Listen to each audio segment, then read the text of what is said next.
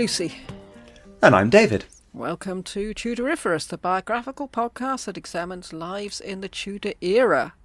And today... Thomas Grey, the first Marquis of Dorset, Part 1. And I do have to specify that because, unfortunately, not to get confused with his son, Thomas Grey, the second Marquis of Dorset. Well, this Thomas is a bit premature, isn't it? We're not into the Thomas season yet. No, although he does begin what I think, in episode 2, going to call the Great Chain of Thomases. Right. Sorry, Thomas Grey, second Marquis of Dorset, I don't mean you. Right, okay. Oh dear. But yes, a little early, but still very much part of this whole, why must everyone name themselves after their fathers? Well, next season it's going to have to be Cromwell, Cranmer, Wolsey. We'll leave the T word out of it completely. But before any of that, we have a patron to thank. Ooh. So thank you, Butch, for becoming our patron, our member on Patreon. There are... Yeah, thank you for joining. So many episodes there for you to listen to now. If you think that, we go into a lot of depth on the main feed. Oh, you wait till we get to Prince Ivan of Moscow. That's going to be a long one. I've heard about that. Yes. Just for people wanting to orient themselves before we start, Thomas Grey is the first son of Elizabeth Woodville by her first marriage before she marries Edward IV. Just in case you're wondering why we're covering him. Because we're going to get to that bit in a moment, and I just didn't want complete confusion as to who this man is. He's made an appearance in several episodes, but yes. I'm not sure I can't actually remember what he's done in any of them. Well, we'll see. So, come with me, Ooh. if you will. I will. I've wanted to say that for so long. The boy wandered through the Northamptonshire fields, trying to find some peace. The April drizzle had cleared, and it wasn't too difficult to make his way across the ruts and furrows.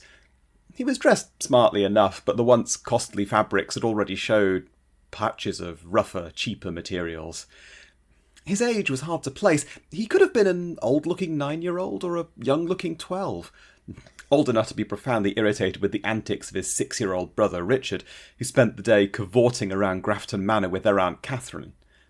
It felt odd to call that little girl his aunt, just as it always felt strange to think that Edward, a boy of his own age who often played mock jousting with him, was his uncle. But that came of having such a huge family. Grafton was always busy and messy. It was friendly enough, but it didn't feel like home. Again, he felt a pang for his home, his real home, Astley Castle, back in Warwickshire. He wanted to stay there forever. He'd been told it would be his one day. But then his father had to get mixed up in that stupid battle. Who really cared who the king was, as long as he could do the job? The boy reckoned he could teach anyone to do it, given the chance. He heard a sound from a nearby building and walked towards it, hesitantly. He recognised his mother's voice echoing out of the old hermitage. At first she'd come here to mourn, but now he could hear her praying. He put his head through the door. "Come here, Thomas." Reluctantly he approached. His mother was kneeling, putting away her psalter. She had that look in her eye. He'd seen it before, when their grandmother threw them out, and when she'd gone off riding to talk to Lord Hastings. She'd made a decision, and he knew what it would have to be. "Is this about marrying?" he said. He wasn't a fool. He'd overheard his mother talking about arranging a wife for him. He knew that was normal. His parents had married when his mother was 15, his Aunt Jaquetta even younger. But he couldn't help resenting it a little. From what little he could gather, his future wife might not even be born yet. Now, he wasn't a biblical scholar, he left that to Uncle Lionel, but he was pretty sure there was something in there about entering marriage as a free choice, which would be tricky enough when the girl in question didn't even exist yet. His mother smiled. "Yes, I suppose it is. I think there will be a wedding. Weddings are important, Thomas. Weddings can change everything." She got up, brushing down her dress. It was only then that the boy noticed that this was her best gown, surely far too good for a stroll down to the family chapel. "Go and fetch your brother," she said, as the sound of hunting horns echoed faintly on the wind. "We're going to have a walk to the old oak tree." I was beginning to feel I was in an audio book then. Yes. Ah, Yes, right. I shouldn't be let loose on that, but it's... West Hogs, Oak Tree. Yeah, I think I know where we're going.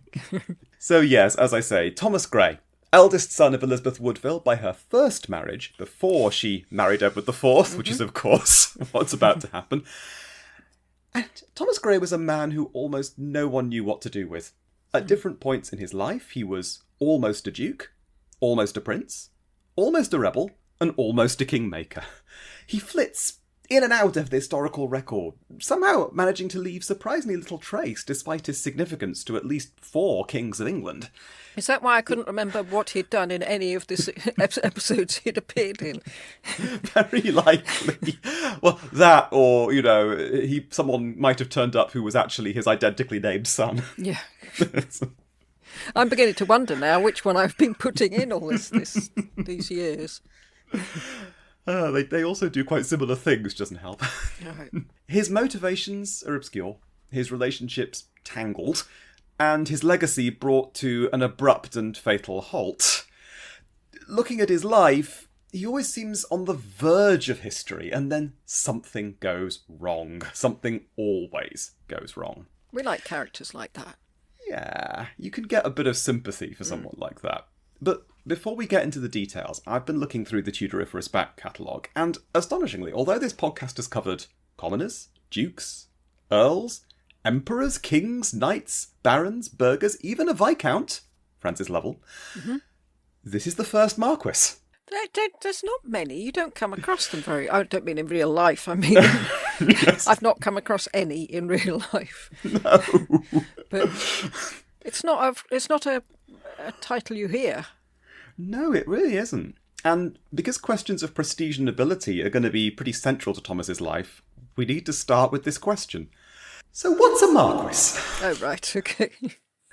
Well, it all looks so simple when it's laid out, if just go by the classic order of peerage. So the top rank is, of course, Emperor, though the Pope might dispute that. We could be Emperor Pope.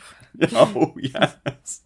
And did, but that's a whole, the church is a whole other parallel hierarchy. Yeah. Next up is King or Queen, although again, some kings definitely think of themselves as being just as good as emperors.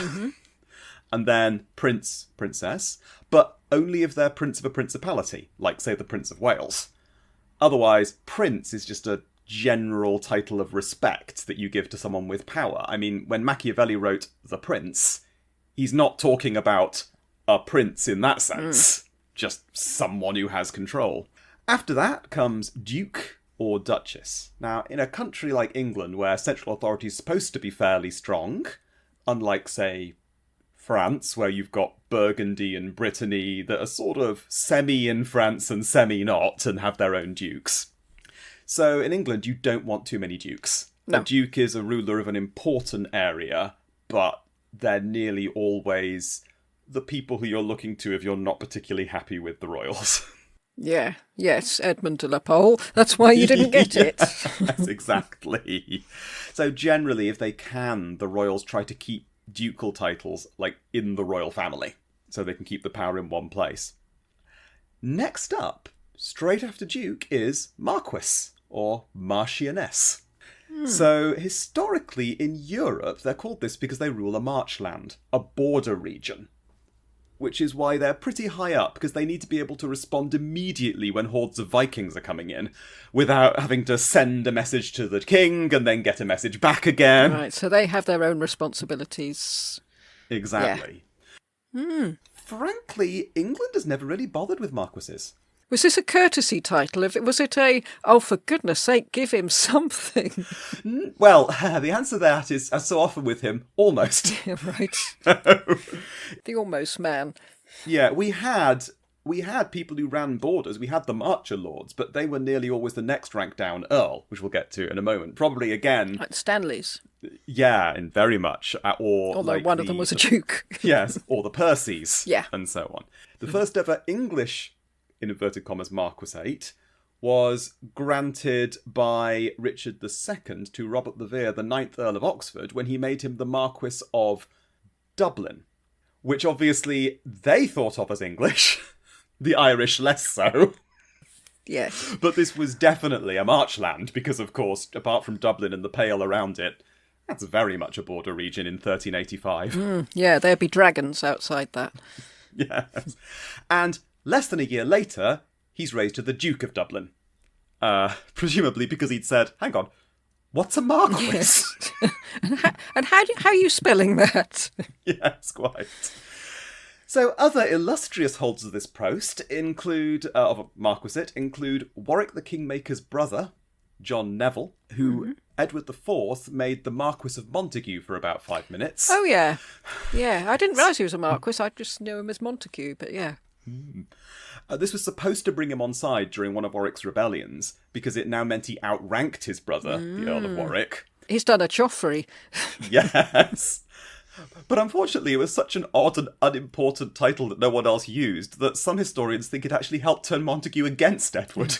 Like, why didn't you make me a duke? These people have heard of dukes. Yes, you made my little son a duke. But not... He made his son, George, the Duke of Bedford, and we'll come back to this poor lad, because he's going to appear in the story as well. It's used so infrequently that when our Thomas Grey is made a Marquis, there are no other living Marquises at this point. And the only other person who would have had the right to call himself Marquis is John de la Pole, Duke of Suffolk, the quiet, boring one. Yeah, Yes. episode 4. Yes, who, obviously, as he was the Duke of Suffolk, preferred to be called Duke, thank you very much. But technically, he was also the Marquis of Suffolk. So, the title below, Marquis, Earl, Countess, it was just so much more respectable. I mean, again, officially it meant someone who ran a county, hence the European name, Count.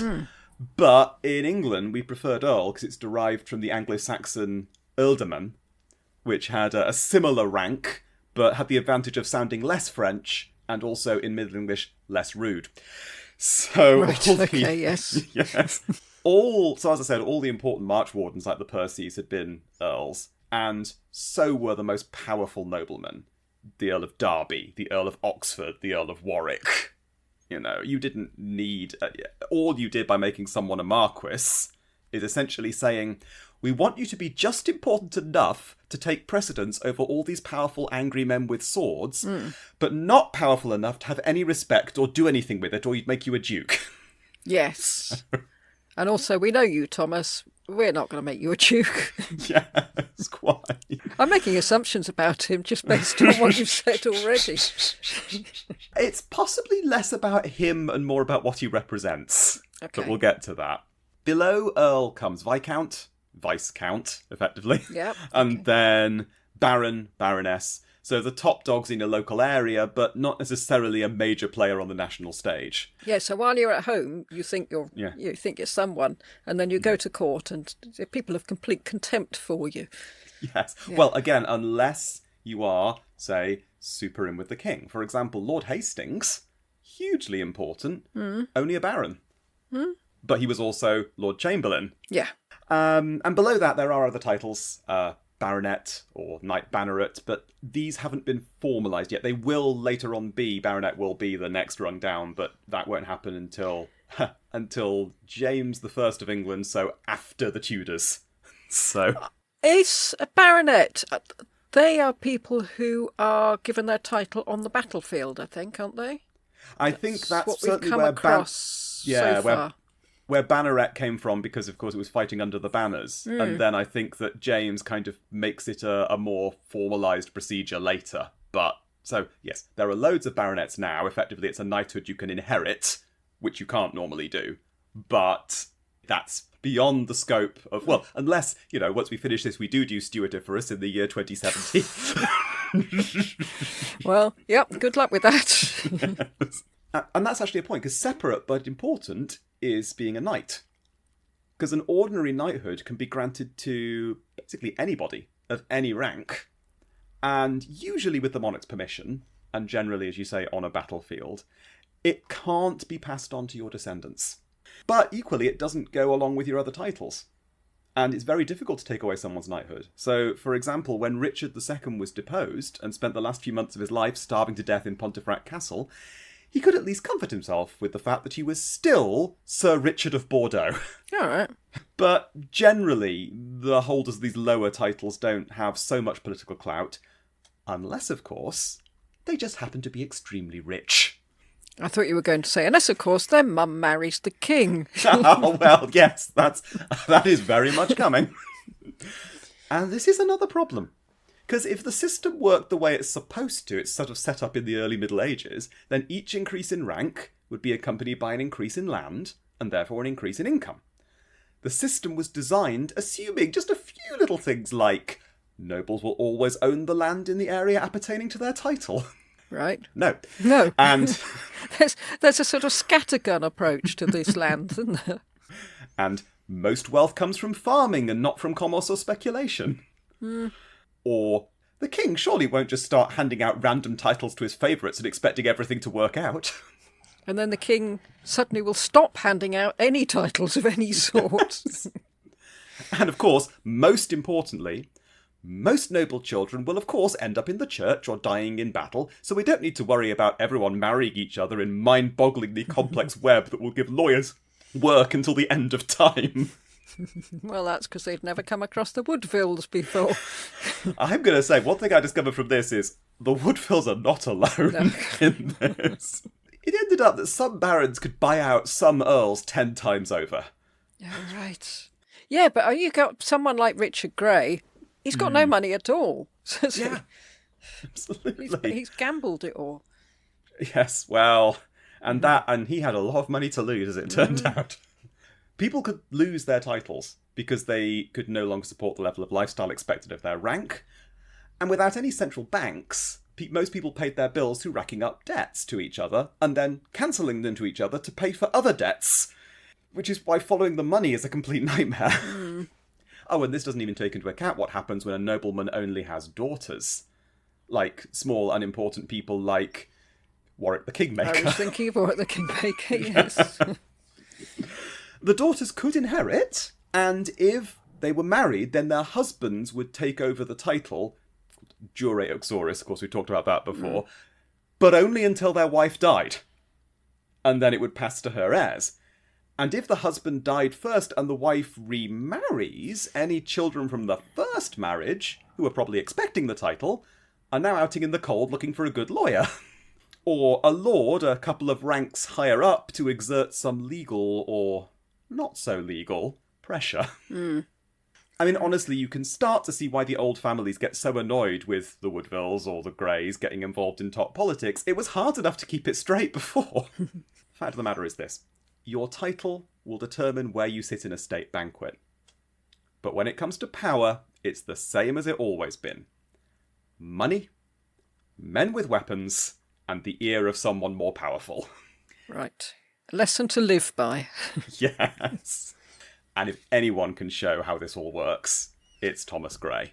So, Lucy, in past episodes, you've already given our lovely listeners a load of information on the family of Thomas's mother, the Woodvilles. There's a whole episode on the Woodvilles. Yep. There's another. There wasn't meant to be. It's just meant to be about Edward, but as you're discovering now, it's very difficult to stick to the person you started with. And there's one on the Woodvilles, another one specifically on Edward Woodville. I know there are plans at some point to do one specifically on Jacquetta of Luxembourg. Yeah. The Woodville mother. That's not the Jacquetta I mentioned in the Come With Me, that's her daughter. And of course, Edward Woodville also made a prominent appearance in the recent Brittany series, though he probably wishes he hadn't. Yes. and in Isabella of Castile, when he lost his teeth in Spain. Yes. Yeah. I mean, that seems to be all he's remembered for. He's the toothless one. And if you think about Edward, remember, as I pointed out in the opening, Edward, although he is Thomas's uncle, is exactly the same age as him. So, and, Thomas has several aunts who are younger than him. So, just think about these two having essentially parallel careers when we think about how much each of them is doing or what they're doing. So, I thought we'd start by looking at the other side of Thomas's family. I'll make a nice change. The Grey family.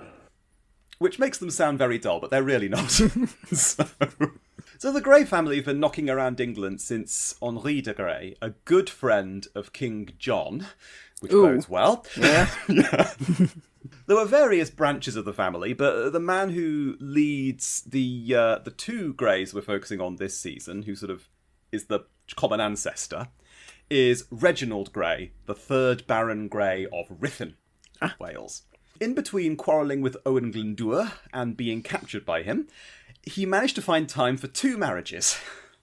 This is going to be a bit of a theme this episode. I know that Henry VIII went a bit far with 6, but it seems that every nobleman or woman marries twice if they survive long enough. Well, you can say it with men, because, yes, you do tend to lose your wives, sadly. But Well, sadly, but of course, yes, a lot of wives get lost in childbirth, but of course, in this period, a lot of men get lost in battle. yes. Yeah, I was about to say, but when you get to the Wars of the Roses, you've got, it probably evens out. There are a lot of rich widows who are taking the opportunity to marry much younger men. Oh, right, they're doing a Catherine Woodville after Jasper died and she married the pool boy. Anyway, the family trees, it's like they're just covered by a tangled mass of ivy. It's just going everywhere. I mean, honestly, it's no wonder the Pope had just a rubber stamp of papal dispensation for consanguinity. Yes. So, by Reginald Grey's first wife, Margaret Rose, he had 5 children, including Sir John Grey, whose son Edmund would utterly betray the Lancastrians at the Battle of Northampton. Oh, hang on, sorry. Read that wrong. Who would wisely support the Yorkists at the Battle of Northampton. Had been made the Earl of Kent. And his grandson, yes, Richard Grey, yes, 3rd Earl of Kent, would lose it all. is the hapless Earl who fell afoul of Empson and Dudley. Yeah. So actually, by the time we get to, our Thomas Grey, even though they've got the same surname, Richard Grey is Thomas Grey's second cousin once removed. Oh, so they could easily marry, couldn't they? I mean, that's far enough apart. We'll come back to that. Not them marrying. That would be quite good. But and I'm not just. This was not just a small betrayal. It was him essentially giving over one of the flanks in the army that allowed the Yorkists to capture Henry VI. This is quite a major betrayal by the Greys of Ruthin. Anyway, back to Reginald stewing in a Welsh tower. His first wife dies, and his second marriage to Joan Astley produces 7 children. So that's 12 in total. Right, okay. And the eldest, Sir Edward Grey, married Elizabeth Ferrers, Baroness of Groby in her own right. So this makes Sir Edward Baron Groby. Ugly name. Yeah. I don't like it.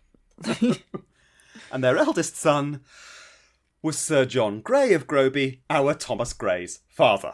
Right. So, we're nearly there. We're nearly there. We've got to Sir John Grey of Groby. Yeah. And I'm afraid to say the reason we have to do that, if you want to talk about Sir John Grey of Groby, is there really isn't much on this man. Right. I'm surprised somebody hasn't asked us to do a cameo about him. Oh. If you do, let me assure you that is folded into this episode. Good.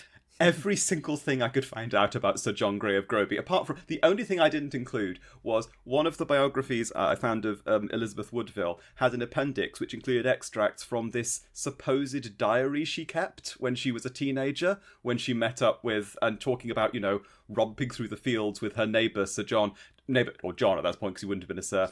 I mean, the writer quite plaintively says, well, I mean, there are obviously bits that have been rewritten in the 18th and 19th century, but maybe bits of it are true, and it's so obviously a fake.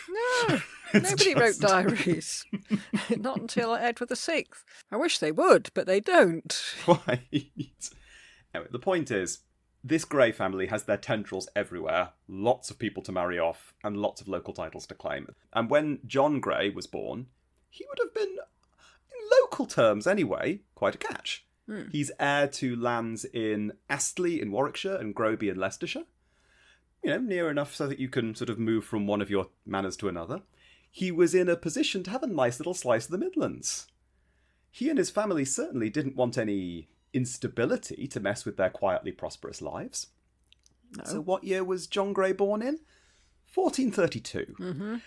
Well, I'm sure nothing's going to go wrong with the reign of Henry VI. He's the son of Henry V, Yeah, and he's a mild-mannered character. He's not warlike. No. Anyway, at some point, John Grey gets married. It's hard to say exactly when, but probably around 1453, because his parents arranged for some lands to be enfiofed to him, that's given to him for their use of income, soon afterwards, sort of in trust. The bride is the product of a scandalous marriage between Sir Richard Woodville, now maybe a little hastily Baron Rivers, and the former Duchess of Bedford, Jacquetta of Luxembourg. And she's part of the of Luxembourg family. I mean, he did well. Yes. Despite, as you know, we point out her mother's from pretty good stock, because her father is a baron, that pretty much puts the bride, Elizabeth, on the same social plane as them. Both families are baron rank, they're ambitious, they're loyal Lancastrians. Yeah, may it forever be. Yes. And, okay, around here, only, 25 minutes into the episode, Thomas Grey is born. Ooh. Oldest son of John and Elizabeth. Again, we don't know the year of his birth. That's why I made that point about, is he 9? Is he 12? In the opening. He's somewhere between 1452 and 1455. You had to be better than a baron for us to know when your birthday is. His brother, Richard, follows a few years later, probably in 1458, but certainly no later than 1461. His father would have had difficulty fathering him after the 29th of February 1461, owing to the inconvenient fact of being killed at the Second Battle of St. Albans. Oh, some people just find excuses for everything, don't they? Yeah. Fighting for the Lancastrians. Perhaps he was fighting extra hard to prove his loyalty after his half-cousin Edmund Grey had defected so publicly to the Yorkists the year before. Yeah. And of course, remember that up until the Yorkists get a king on the throne, they are still rebels. Like, it's not seen as one royal house versus another royal house. That's true, yeah. The default is fighting for the actual anointed king. Yeah, because as soon as the king turns up on the battlefield, you are automatically a traitor. Yes, which is why they keep wheeling poor Henry VI around to sit singing to himself under a tree. Yeah, oh. But, okay, so Elizabeth has now got these 2 young boys, and she's now a widow. But at least Thomas and Richard and Elizabeth, they had the support of the adoring granny, the now widowed Elizabeth Ferrers. That's not the same. Her husband died earlier. His father's mother, who would look after them when they reeled from the death of her eldest son, right? Oh. Now, she couldn't wait to throw Elizabeth Woodville and her 2 boys off the lands. Even claiming, against all available evidence, that Sir Richard Woodville, Elizabeth's father, hadn't even paid all of her dowry. Well, surely that's his fault, isn't it? So she ought to be paying the rest of the dowry. Yeah. Yeah. Considering that Thomas could have expected to inherit the title of Baron Groby from her, this didn't bode well. Nor did the fact that although most of the people who'd been entrusted with the Infioft jointure lands swore they'd been intended for Elizabeth Woodville's use even after her husband's death, in court, Elizabeth was still living back at her family home in Grafton 3 years later. Well, that mother-in-law had clout in the area, obviously, could buy the jewellery. She did. It's not just that she had clout in the area. You see, the problem was, as it's going to be all the way through this episode, someone had remarried. And Granny, Elizabeth Ferrers, had remarried to a man 10 years her junior, Sir John Bourchier, who just so happened to be the son of the newly created Yorkist Earl of Essex and first cousin to King Edward IV. Yeah, and a Bourchier becomes Archbishop as well, doesn't he? Yes. There are a lot of Bourchiers. He's the nephew of the Archbishop Bourchier as well. So yeah, we've got the church, we've got the royals. Ticking all the boxes. And clearly, my eldest son died fighting for the Lancastrians, time to marry a Yorkist. Which, to be fair... that's the point, yes. Which, to be fair, is something that Elizabeth Woodville will possibly take a lesson from.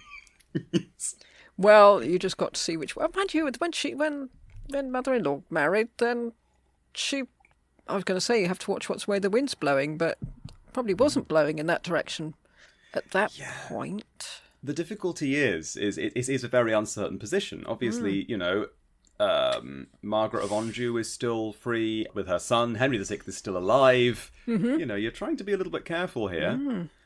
And of course, Elizabeth's trying to... This is Elizabeth Woodville. Sorry, there are two Elizabeths in this part of the story.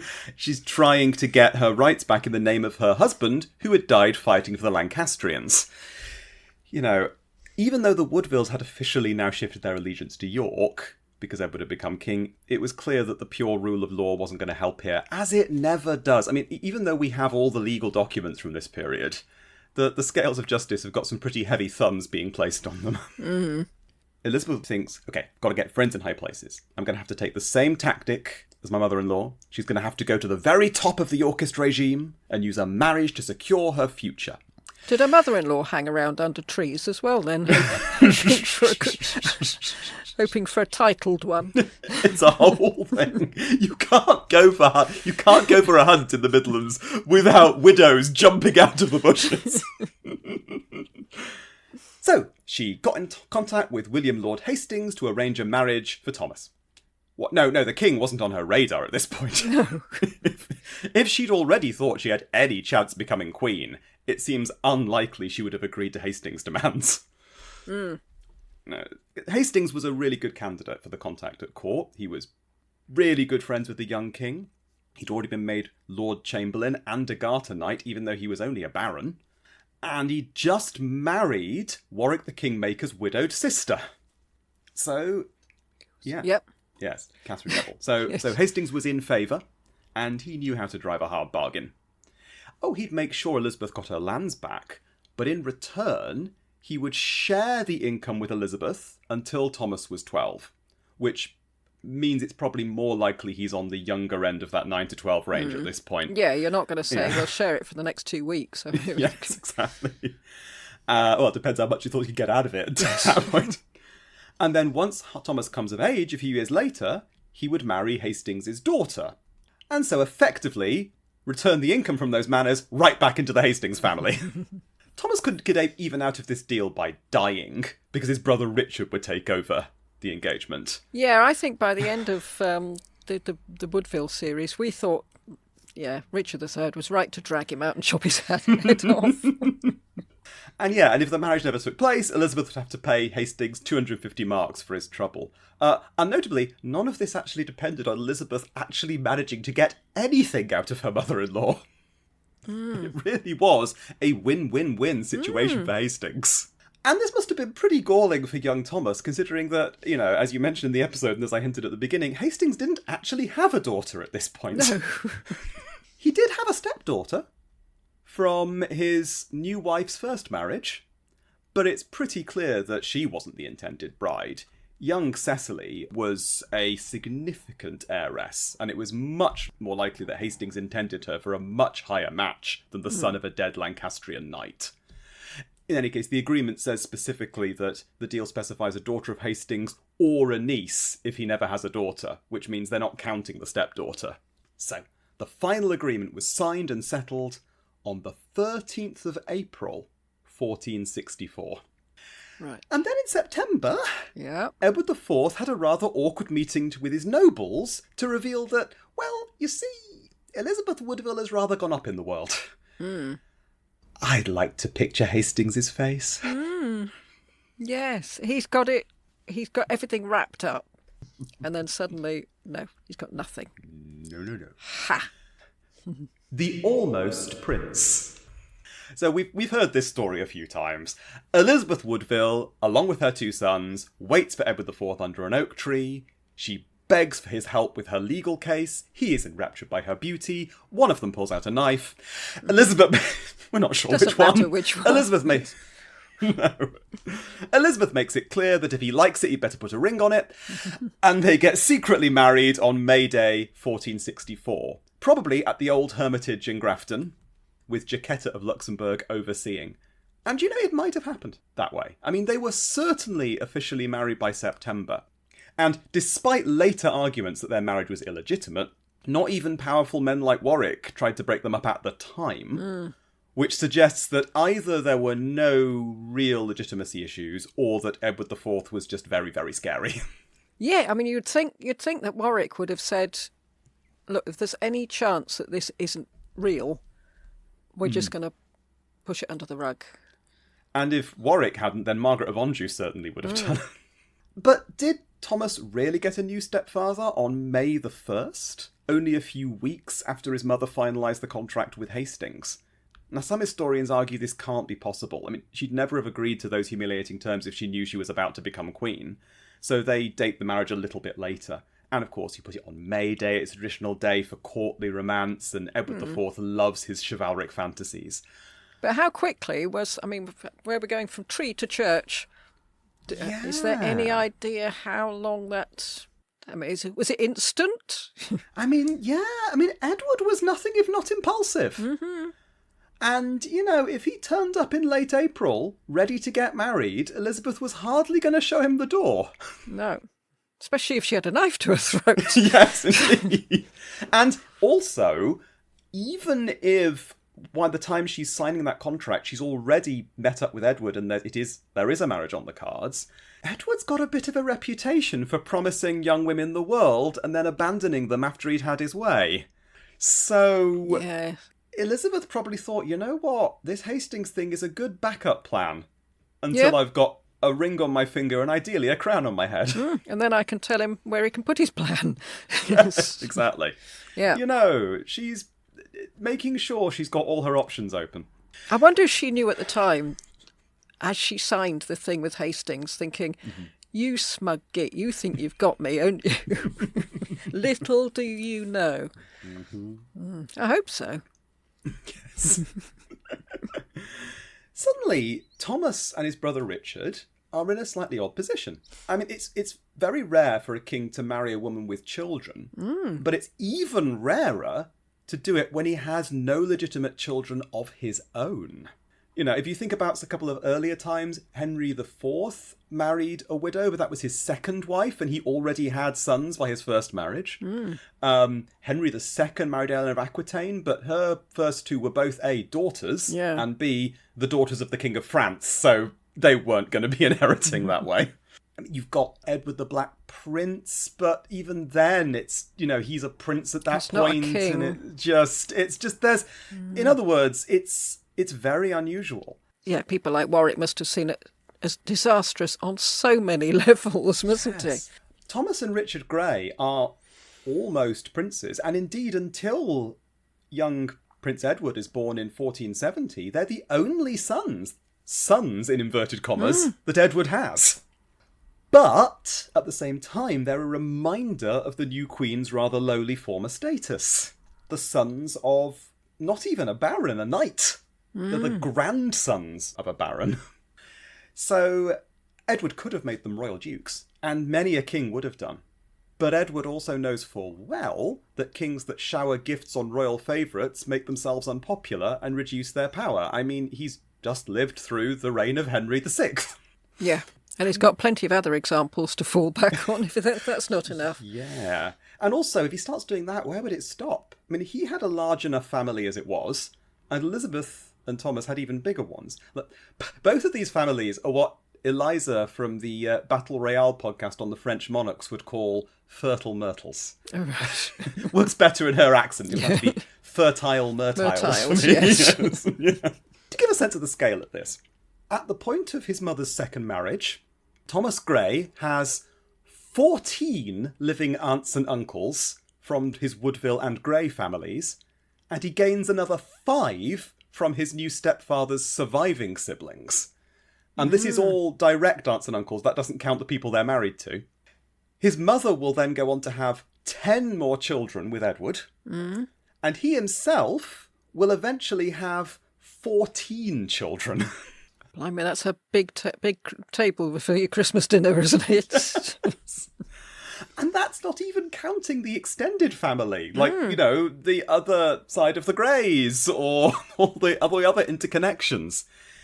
King Edward is already spending all of his time and money and titles keeping Warwick and Clarence on side. And he's fighting in both England and France. If any big titles are going spare, they keep being shoved onto the Nevilles to stop them from rebelling. His young stepsons were not going to get any direct handouts. But, here comes back the theme of the episode, you can always marry into wealth and power. Is there anybody left that isn't a Grey or a Woodville? Yeah. Oh, yeah, there is. With Thomas's elevation, he's far too eligible a bachelor to wait around for an imaginary daughter of Hastings. So in 1466, he's married to King Edward's niece, Anne Holland. They're not blood related. Okay, no, they're not. No, they're not. This was a carefully considered match. Anne was the only daughter of Edward's oldest sister, also irritatingly called Anne of York. Right, yes. Oh, she had the awful marriage to Henry Holland, didn't she? Oh, yes. Yes. Oh, yes. Who died, who's on Wikipedia page says, died, English Channel. Yes. Oh, we're going to come back to that moment. Yes. Sorry. No, it's fine. It's fine. No, it's a little bit of foreshadowing. It's all good, but yes. This is important because, don't forget, Anne is the only daughter of Edward's older sister.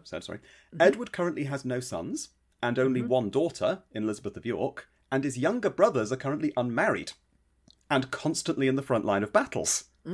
So if something happens to Edward and his brothers, then, strictly speaking, Anne of York and then Anne Holland would be the heirs to the Yorkist line.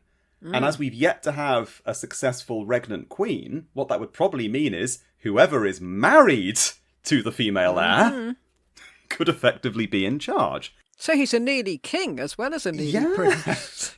It's quite nearly, and it turns out to be very nearly indeed, but it keeps more people kept coming in the way. But he's definitely, Thomas effectively becomes the heir to the oldest York sister. Certainly his children would have been in direct line to the throne. Now, Anne Holland's father, as you point out, was the fiercely Lancastrian and fiercely horrible Duke of Exeter. Yep. Currently in exile. And when he finally got around to dying, it would have been easy for Thomas to claim the title Duke of Exeter in the right of his wife, Juria Exoris. So, instant dukedom, without Edward having to show any unnecessary favouritism, and of course transferring the Dukedom Exeter from Lancaster to York. And getting rid of Henry Holland in the process. Exactly. It's, again, win-win. Yeah. The only problem really was that Anne Holland was somewhere between 5 and 10 at this point, and Thomas himself was no older than 14 and probably younger. But considering the other Woodville marriages around this time, this was hardly the most scandalous. Yes, or the biggest age It's amazing he wasn't married to somebody in their 70s. Yes. Ah, yes, but this one they want to do for heirs. They do, yes. Not just to get mitts on the money. In fact, the only person who would have been particularly annoyed would have been the Earl of Warwick, because he had intended Anne Holland for his nephew, George Neville, future Duke of Bedford and son of future Marquis of Montague, that we mentioned earlier. There's a lot of Georges in that family. Well, George Neville is actually quite important because he is looking increasingly likely he's going to effectively be Warwick the Kingmaker's heir, because Warwick has only daughters who aren't married at this point. So, although, of course, there will be a lot of stuff going to people who marry his daughters, and Edward's brothers are sitting there rubbing their hands, but but George Neville would be the one who would perhaps inherit titles or things like that. Certainly he's a useful backup, and he'd intended, okay, he can be the Duke of Exeter. Nope. But fortunately, Warwick was a reasonable man who certainly didn't react badly to personal slights. No. No, he was a little teddy bear. At this point, Thomas rather fades from the narrative, and he's probably doing the normal things a noble teenager would do. He's military training, hunting, shooting arrows. We know from later in life he was particularly fond of jousting and shooting arrows, and generally enjoying his increase in status. To the extent that when Edward is briefly deposed and Queen Elizabeth goes into sanctuary, we know we had her son Richard Grey with her, all of her royal daughters, and by the end of her time there, her newborn son, Prince Edward.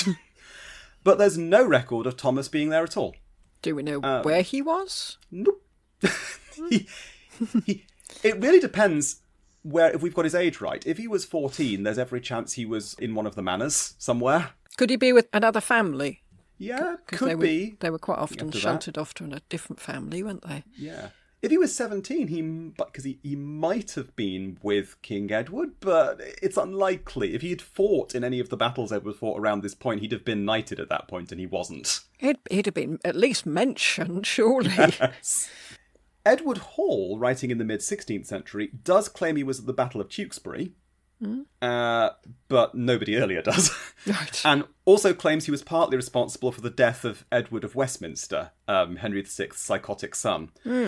But as Hall claims that Prince Edward was murdered by Clarence, Gloucester, Thomas Grey and Hastings simultaneously, and he's the first to even suggest Thomas was at the battle, this seems implausible. I mean, if nothing else, how many armed men does it take to murder one captive teenager, however bloodthirsty he is? He wasn't Juan Borgia. No. And again, I think Melita Thomas, who wonderful House of Grey I'm using for a lot of this, I think it suggests, realistically, if he'd been at a battle, he'd have been knighted. It's just unlikely. And being so closely related to the king, Yeah. I mean, someone would have mentioned that he was there. Surely. Fortune's Wheel. What's certainly true is that Edward IV's second reign is when Thomas Grey comes into his own. And for a few years, the general pattern of his life is going to reverse. For the next few years, things keep almost going wrong, but then turning out right. Oh. So in 1472, the Duke of Exeter and Anne of York annul their marriage. They've both wanted it for a long time. And this could have made his wife Anne Holland illegitimate. Because, of course, annulment isn't just divorce, it means the marriage never took place. Yeah. But fortunately, the legal ruling on this was that she was allowed to remain legitimate as the marriage had been conducted in good faith. The ghosts of Henry VIII and Catherine of Aragon are both screaming about that one. The previous year, as if to point out that Anne Holland really would remain the Duke's heir if the annulment was granted, Thomas Grey was allowed to use one of the Duke's lesser titles, the Earl of Huntingdon. It's a pretty common practice, actually. Nobles do tend to collect a lot of titles, and their heirs get to use them. So to give a more modern example, when Anthony Armstrong Jones married the late Queen's sister, Princess Margaret, he had to be rapidly ennobled because he was marrying a princess, and he became both the Earl of Snowdon and Viscount Linley, but that second title was used by their son. And now, since his death, his son has become the Earl of Snowdon, and their son has become Viscount Linley. It kind of moves on that way. They use a subordinate title. Gets them used to having a title. Yes. So, whilst Thomas Grey had very little to do with his father-in-law, who, having fought again for the Lancastrians during the readeption, was keeping an extremely low profile, it's kind of amazing he's not dead yet, to be honest, he was proudly displaying his future hopes. Hopes which were conclusively dashed in 1474, when his wife died. It sounds rather mercenary, but to be honest, we have no idea what they felt about each other. They may have spent almost no time together. They had no children. At the very oldest, Anne was 18 when she died, but some sources suggest she was younger. And Tom was... Tom? I'm just calling him... I'm getting a bit overfamiliar with him now. Thomas. This man is a Marquis, come on. Not yet, but soon. No. Thomas was busy getting more established at court, so to be perfectly honest, they probably spent very little time together. What did she die of, do we know? We have no idea, to be honest. We're not even completely certain she died in 1474. We know she was dead by then for something that's about to happen later that year. What, they buried her? No, Thomas gets remarried. Yes. They could have had a successful marriage, but the point is, at this point, Thomas has no children. He's a very important man. He's now old enough to actually be taking on roles. He has no wife, and he has the assistance of the king. And at this point, everyone looks back at Hastings. Well, we did have this deal with you, Hastings, didn't we? And you have in fact got 2 daughters by now in 1474. Give me a guess what you think their names are. There's going to be an Elizabeth. An Elizabeth, yes. Yeah, and an Anne. And an Anne, yes. Yeah. But they were both under 3. Oh, and yeah. Okay. No. That is not all right. That is not all right. I'm not okay with that. And Thomas, I think, thinks so too. He's, You don't look at a 3-year-old and think, Ooh, marriage. No. No, he's in his very late teens or early 20s. You know, he wants to get married. He wants a proper wife. Remember, he's a Woodville as well as a Grey. He's got to get going if he's going to produce 14 children. So, meanwhile, you remember Cecily Bonville, Hastings' oh so eligible stepdaughter, the major heiress who was now 14, but maybe slightly better. In this period, it was legal. Well, yeah, 14 now. You just don't want to think about it too much. No. I don't think we should put our own sensibilities on it. No. Yeah. Yeah. Maybe it was like Blackadder. He was reading her stories. Oh, that would be nice. Well, Queen Elizabeth Woodville has just bought Cecily's wardship from Hastings for 2,500 marks. Rather pointedly, 10 times the amount she would have had to have paid Hastings for avoiding marriage only 10 years earlier. Saying, no, look at me now. You can see where this is going. As part of the settlement, Elizabeth also... You know that thing you did, Hastings, where you arranged to receive all the income until he was of age, until my son was of age? Yeah, I'm going to receive all the income from Cecily's estates until she's 16.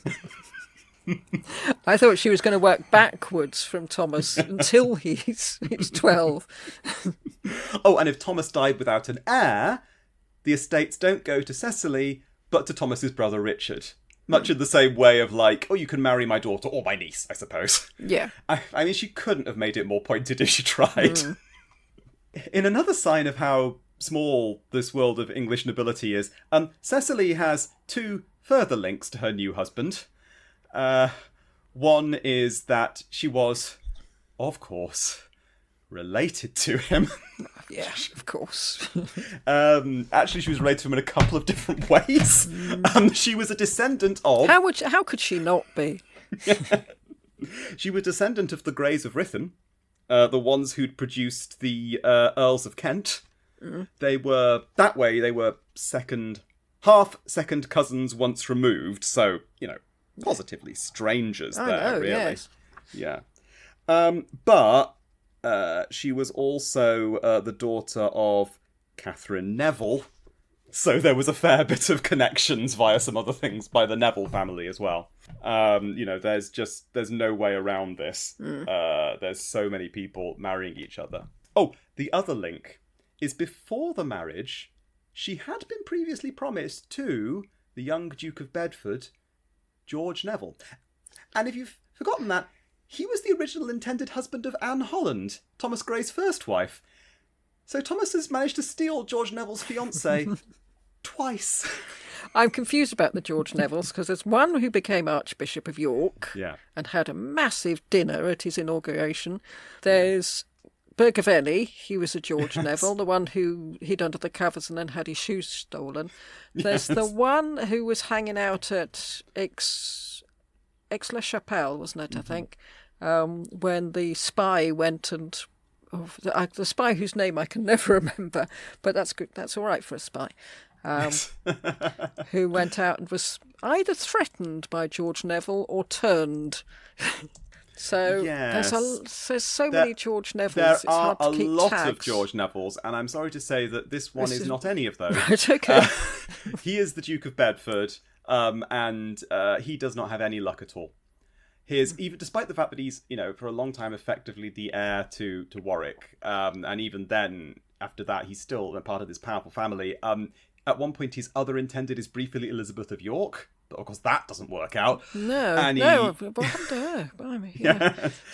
And he gradually loses his money and his prestige. He has his titles taken away because he can't keep up appearances. His titles taken away and given to Edward IV's short-lived third son, also called George. And he dies of natural causes just before he turns 18 in May 1483. So nobody notices because that's right in the middle of Edward V's very brief reign. So Yes, yes. I was just thinking about Primetime complaining that they had two pits, the elder and the younger, and then everybody else sort of shouted them down, saying, "You think you've got problems?" So yes, Dorset has a type, and his type appears to be people who are engaged to George Neville that you can Bedford. Oh, poor George. Within a year or so of their marriage, Cecily's 16, so she and Thomas can take over her estates in their own right. And how vast are these tracts of land? Well, according to Sarah J. Hodder, who's written a whole book about Cecily, it was at least 30,000 acres in at least 7 counties, mostly in the southwest. The 79 manors in the southwest alone raised £1,000 a year, which is equivalent of 700,000 today. And that's only a part of the stuff that that she brings to the table. Right. As soon as I hear it's in the southwest, I think, wow, I wonder where it is. I must find out. Yes. Yeah, all around the place. They definitely have a place at Taunton. They stay out quite a lot. So that's probably the Station Hotel. Yeah, Cecily's actually fascinating in her own right, but we're going to look at her a little more next episode, because next episode Thomas is going to start, for various reasons, spending a bit more time at home and less in the court. Right. But the peak of Thomas's rise comes on 14th of April, 1475. This is the ceremony to invest young Prince Edward, his half-brother, with the title Prince of Wales. And at this, not only was he, his brother, and his uncle Edward made Knights of the Bath. Remember, Edward Woodville was about the same age as his 2 nephews. But Thomas Grey was asked to renounce the title Earl of Huntingdon so he could assume the title Marquis of Dorset. To which he said, "What the hell's a marquis?" Is it good? Is it bad? Yes. Sounds a bit foreign to me. This is probably one of the very few occasions where they wouldn't have done that, because this is another one of Edward IV's plans to turn Lancastrian titles into Yorkist ones. Because despite all the effort I made at the point to point out that he is the first Marquis of Dorset, he's actually not the first man to hold the title Marquis of Dorset. He is first Marquis of Dorset, brackets, third creation. Yeah, right. So there's been a lull. Yeah. Well, it had been first created for John Beaufort. That's John of Gaunt's eldest Beaufort son. And that had been given to him by Richard II for helping him against the Lord's Appellant. Unfortunately, one of the Lord's Appellant was his half-brother, John of Gaunt's eldest and fully legitimate son, Henry Bolingbroke, soon to be Henry IV. Yes, yeah. So when Henry IV came to the throne, the title was unceremoniously taken away from his half-brother. Although, John Beaufort did remain important in the court, but it's a definite sense of, know your place. You're not a marquis, we don't have those. John Beaufort's youngest son, Edmund Beaufort, and then his 2 sons, Henry and Edmund. So those 3 become the first, second, and the third Marquis of Dorset in the second creation, all absolutely fierce Lancastrians, but because they were also all the Dukes of Somerset, they never bothered to use the title. So they're all technically Marquises of Dorset, but they're not using it. So when the last of these, Edmund, the third Marquis, was executed after the Battle of Tewkesbury, his line goes extinct.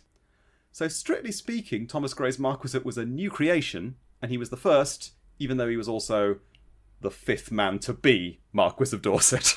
Okay. At the same time, let's hope he didn't notice 2 things.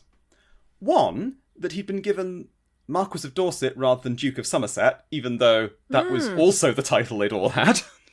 Yeah, because Dukes of Somerset automatically become famous, don't they? Yes. For one reason or another. Yeah. And also, let's hope he didn't notice that the title Marquis of Dorset is pretty much always given to people who are almost but not quite members of the royal family. Awkward half-brothers and semi-legitimate lines. People you don't know what to do with. Okay, be a marquis. You're above the earls, but you're not a proper duke. No. From here on, the royal responsibilities started to pile up. He played an important role in establishing young Prince Edward's court at Ludlow. Not ultimately as important as his uncle Earl Rivers, his brother Sir Richard, or Edward's tutor, the Bishop of Rochester, but he was the highest ranked person involved, as a Marquis. So he had a fair bit of clout, and whenever he was there, everything was addressed first to him. It's just that he had a lot of stuff to do looking after his lands in the southwest. He became a frequent jouster, and for his half-brother Richard Duke of York's marriage to Anne Mowbray, aged 5 and 4, respectively. Yeah, I know she didn't last long, did she, poor girl? He was one of the most celebrated jousters. He was never quite the winner. Well, there's only 2 in it. How can you not? There were lots of different jousts. He won a few of them. Right, He won all loads, right. but he wasn't the overall winner. But he did enter first. He was able to enter in the procession first of all. And his helmet was carried for him by the young Duke of Buckingham, Henry Stafford, who must have absolutely loved this subordinate role to a lower-ranked upstart. Yeah, well, he made the most of his by dressing up, really, didn't he? And Yeah. strutting about. But, oh dear. Again, absolutely no resentment being built up here. Nope. And of course, he was required to raise troops and fight in the main campaigns of Edward's second reign, so maybe we can get some military glory here. Oh, well, that's the way you phrase that. Yeah. Well, first of all, it's time for the 100 Years' War. Oh, right, plenty of scope there, then. Hang on, isn't that already over? Hasn't it been over for 20 years? Well, not according to Edward IV, it wasn't. No. He'd been reading way too many chivalric romances. The more I learn about Edward IV, the more I see where Henry VIII gets his personality from. Yeah, and his build. Yes, well, I mean, he was Henry VIII's grandfather. It makes sense. He wasn't about to let his ancestral lands in France just slip away. I mean, maybe he'll get the crown. I mean, Henry VI had it, for heaven's sake. Yes, I know. If he could do it, anyone could do it. Now, Louis XI, the old Spider King, is offering peace, but Edward has got Charles the Bold to help him. Not to mention Queen Elizabeth's relation, Louis of Luxembourg, so how could he lose? He assembles a huge army at Dover, and Dorset brings his men, of course, and Dorset gets paid 10 shillings a day. Again, more than an earl, who gets 6 shillings and 8pence, but less than a duke, who gets 13 shillings and 4pence, I think. It's very, very specific. They always are. It's always, and 4pence, isn't it? It does sound like they worked it out from the Marquis, though, because he's got the round number. And then they just went up and down. And across the channel he went, and really, Charles the Bold, that's the army you're bringing? This ragtag group of stragglers who've been exhausted by a siege? Well, maybe Louis of Louis XI has already captured half of Luxembourg's family. You know... Yeah. Don't rely on Charles the Bold. No. He'll make promises, get stuff out of you, and then he'll just drop you. Yeah. You know, maybe a peace treaty is the way forward. Yeah, so with lots of money. Yeah, oh yes. The ubiquitous John Morton, not yet a bishop, but, you know, already pretty good with finances, along with Thomas St. Leger and Lord Howard, quickly get arrange a very generous treaty, witnessed by Dorset, which is why we're mentioning it, for the low, low price of Edward's eldest daughter, Elizabeth York, being betrothed to the future Charles VIII, Louis' heir. This promises peace, pays for all of Edward's preparations, and offers a generous pension, which the French will definitely pay. Yeah, Louis XI we're on at the moment. Yes, Charles VIII wanted something. Yeah. Don't think Louis does particularly, does he? Louis just likes kind of playing with everybody, I think. Yeah. Even when he doesn't need to sometimes. Philippe de Comines also says that Dorset got a pension out of this. But a couple of the sources I looked at point out that there's absolutely no English record of it. So he's either innocent of this or very good at hiding money. From his wife, maybe. Yeah, it's very crafty. I think his wife would have been in on it, to be honest. Those two actually do seem to really get on. Oh, good. Speaking of craftiness, by the way, Thomas St. Leger was almost certainly the lover of Dorset's former mother-in-law, Anne of York. And he was on board the same ship in the English Channel when her awful ex-husband, the Duke of Exeter, happened to fall over the side. Well, these things happen. These things happen on the channel. You can't get on a ferry now without someone being turfed over the side. I'm sure it's just a coincidence that Saint Leger married Anne almost immediately afterwards. By all accounts, he was no great loss to anybody. No, indeed. So, okay, military glory in France, no. Wait, no, maybe there'll be more of a chance in 1482, because Edward's just decided to invade Scotland to put James III in his place. So, Scotland and England were having one of their intermittent truces, sealed with a promise that James's son, also called James, obviously. Well, two of them are called James, two of his sons.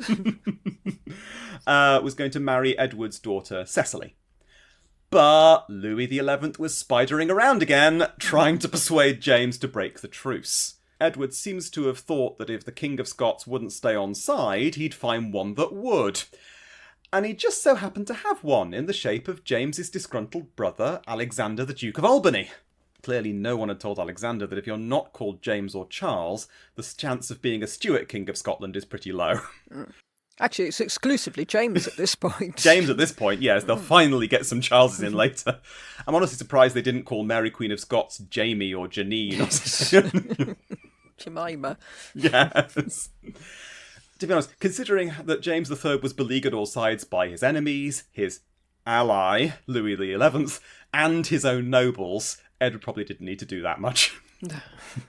But he raises a major force under Richard, Duke of Gloucester, for which Dorset raised 600 men. I mean, nothing compared to some of the others. Thomas Stanley brought 3,000. And remember, Stanley's an Earl and Dorset is a Marquis, but that doesn't necessarily show the difference in power. No.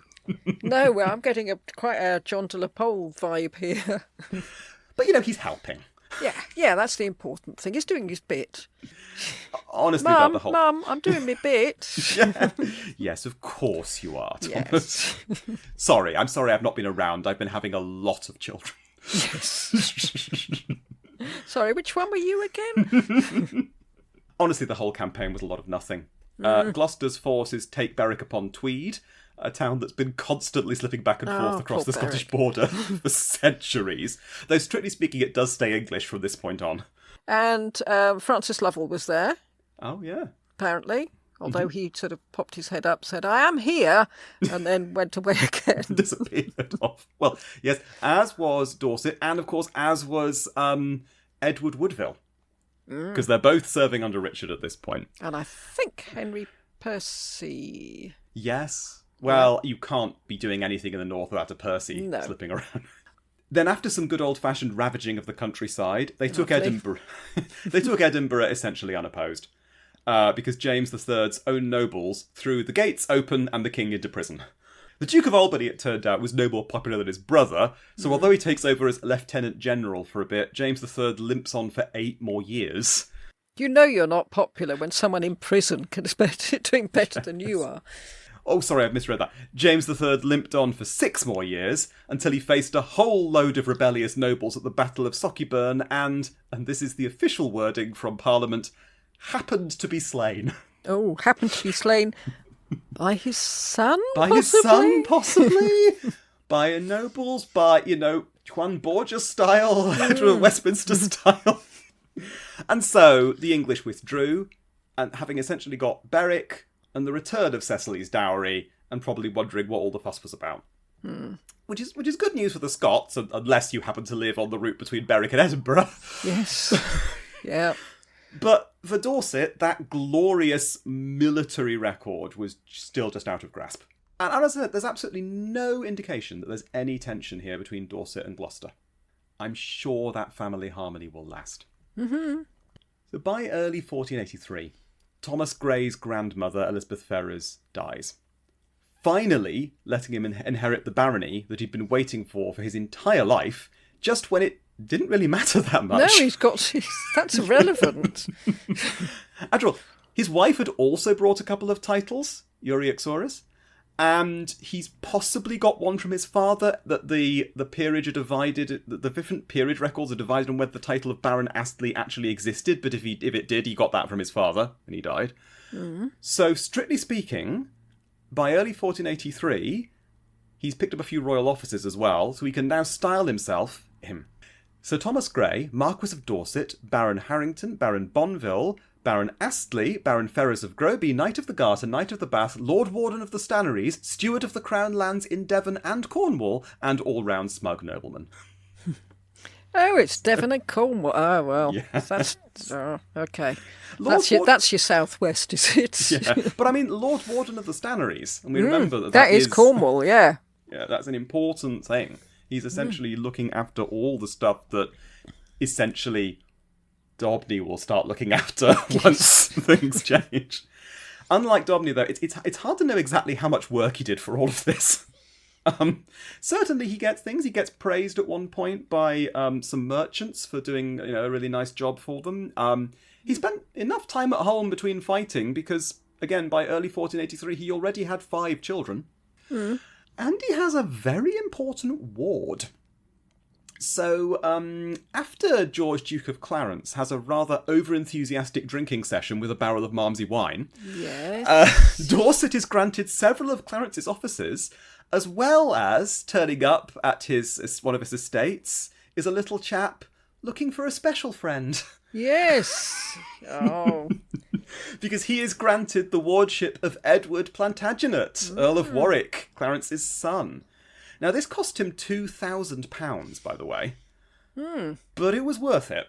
Yeah, Clarence had been attainted, so therefore, strictly speaking, young Warwick wasn't in line to the throne. That didn't make any difference because Henry VI had been attainted, Edward IV had been attainted. Exactly. He had every chance of having his lands restored when he got older. Now, obviously, he's now got 2 half-brothers. He's got Prince Edward and Prince Richard. So he's probably not thinking that young Edward of Warwick will actually inherit the throne. But there's every chance he's going to get his lands restored when he gets older. Maybe the Dukedom of Clarence, which is huge. And also, Dorset has finally, this year, had a daughter. Oh, so that's a little... Wedding bells will be ringing. Yes, Eleanor. And he'd taken charge of young Edward years earlier. He'd been waiting for this daughter. He knew it was only a matter of time before he can start betrothing Eleanor to this lad. I mean, Dorset must be the only noble in history who was frustrated that his first 4 children were all boys. Yes. That's all very well, but we've got this incredibly eligible guy. Yes. Looking back at the beginning of April 1483, he could have reflected on a remarkable 19 years since the scene that opened our episode. Now, there's been ups and downs, of course. The re-adoption of Henry VI had been tricky, presumably. We don't know where he was. And war is always risky, although evidently not very to him. No. But finally, he knew he was on the verge of something great. His brother and uncle were in charge of young Prince Edward, the next king. And apart from the one sad death of his half-brother, George, Duke of Bedford, not the one he stole the wives from, the little one, his other 9 half-brothers and sisters were thriving. Nice. He'd even have the honour of carrying the youngest, Bridget, at her christening, helping out Margaret Beaufort. Well, there you go, your first hour, isn't it? No, she did appear another time, yeah. Bridget, who will eventually become a nun. Yes. Well, if I say eventually, soon become a nun. Yes, honestly, considering what goes on in this period, might be just a good place to be. I think, yeah. The Nevilles, her big rivals, had either been killed off or married in. And the only Lancastrian threat was some questionably legitimate Earl of Richmond mooching about in Brittany. Who? Hugh, exactly, who. He was wealthy, he was fruitfully married, and I hope happily as well. It seems relatively likely. And deeply involved in the royal court. Speaking of marriages, his mother managed to purchase the marriage rights for a young woman called Anne St. Leger for a whopping 7,000 marks. Well, if the surname St. Leger sounds familiar, yes, she is the daughter of Thomas St. Leger and Anne of York. And she, thanks to an Act of Parliament, has now got the rights to all of the lands that Dorset's first wife would have inherited from Anne of York. Now Dorset and his mother are thinking, we can marry her to Dorset's son, Thomas, and we'll get the lands we should have had the first time round. And so, yes, if you're keeping track... Almost, because it is a tricky one to keep track with. Thomas Grey originally married Anne, the niece of Edward IV, to get these lands, and now Thomas Grey is going to marry Anne, the niece of Edward IV, to get these lands. It's a different Anne and a different Thomas Grey because it's his son, but it's an Anne who is the daughter of Anne of York by a different husband. It's just right. I might get a bit of paper and jot these down in a bit. The point is that, you know, clearly all of this sort of marriage shenanigans run in the family. He's going to marry his oldest daughter to Edward, I have a special friend, Earl of Warwick. He's going to marry his son. No. You scouted over that. It's, yeah. I have a special friend. Not just I have a special friend. I have a special friend. Earl of Warwick. He's going to marry his son to Anne St. Leger to get all the lands that formerly belonged to the Duke of Exeter. I mean, this is going to be amazing. Oh, how many times I said, this is going to be amazing. Yes. Actually, the Act of Parliament didn't actually give Anne St. Leger the rights to all the lands. Some of them were hived off and given to Sir Richard Grey. That was probably Queen Elizabeth Woodville trying to maintain sibling harmony between her two sons. Right, that Richard Grey, not the other Richard Grey. Yes, no, the Richard Grey. Yeah, don't give it to the other Richard Grey. Don't give it to the Earl of Kent. He'll just spend it, yeah. Dorset might not have been a prince. He might have had a title that no one could quite explain, and some of the nobles still looked askance at his upstart family, as if all of them hadn't done the same thing a few generations earlier. Yeah, but that makes all the difference if it's a few generations earlier. But the reigns of Edward IV, and in due course Edward V, were going to be Thomas's time. If only his stepdad would lay off the wine.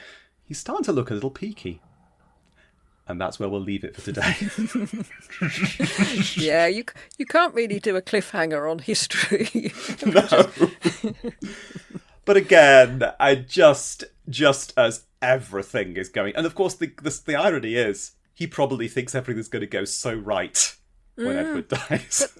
But there must be loads of people in the same position. I mean, not quite to the extent, but there must be lots of people think, well, thank goodness we've got this nice... secure realm now, and then they've already got the two sons. There's going to be no problem with the succession, and yes, we're all set now. Yes. So next time, chaos, destruction, rebellion, mass imprisonment, multiple threats of death, annoyingly vague sources, and surprising amounts of building and interest in universities. So. But until then... Interesting. And I should have made a cup of tea, because I don't often get to drink hot tea with these things. Yes. Plenty more. I mean, I remember as we were having our conversation about this, and I was realising, gosh, this opening section's going on for a while. And I finally had to admit to Lucy, this is going to be a 2-episode thing, when I realised I got like this far in, and Edward IV still wasn't dead. Yes. Well, when we come to do the Grand Prince of Moscow, he doesn't appear in his first episode. Oh, gosh. I had to mention, like, Henry Tudor, like, just very briefly, just because of the name of the podcast. Yes. Just remember where we are, yes. Astonishingly, we are only a couple of years away from the beginning of the Tudor era. Yeah. Well, I'm sure, it'd be fine for Thomas. I mean, he marries a Woodville, Henry, so it's all going to be fine. Well, he marries his half-sister, you know. I mean, he becomes the king's brother-in-law. It's just... So that's almost a brother. Yes. After a fashion. So, thank you so much, everyone, for listening, and we'll see you next time. Goodbye. Goodbye.